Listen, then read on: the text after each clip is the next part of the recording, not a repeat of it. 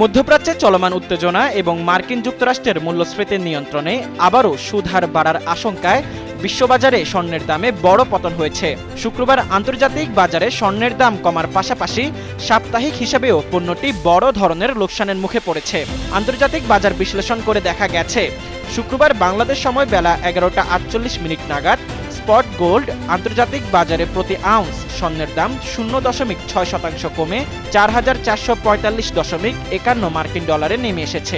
অন্যদিকে আগামী আগস্ট মাসে সরবরাহের চুক্তিতে মার্কিন গোল্ড ফিউচার্সের দাম 0.7% কমে প্রতি আউন্স 4,471.70 ডলারে দাঁড়িয়েছে। এছাড়া স্বর্ণের পাশাপাশি আন্তর্জাতিক বাজারে অন্যান্য মূল্যবান ধাতুর দামও আজ উল্লেখযোগ্য হারে কমেছে। স্পট সিলভার বা রূপার দাম 2 কমে প্রতি আউন্স 72.36 ডলারে নেমে এসেছে। প্লাটিনামের দাম 1% কমে দাঁড়িয়েছে 1,880.40 ডলারে এবং প্যালাডিয়ামের দাম 1.7% কমে প্রতি আউন্স 1,298.49 ডলারে ঠেকেছে।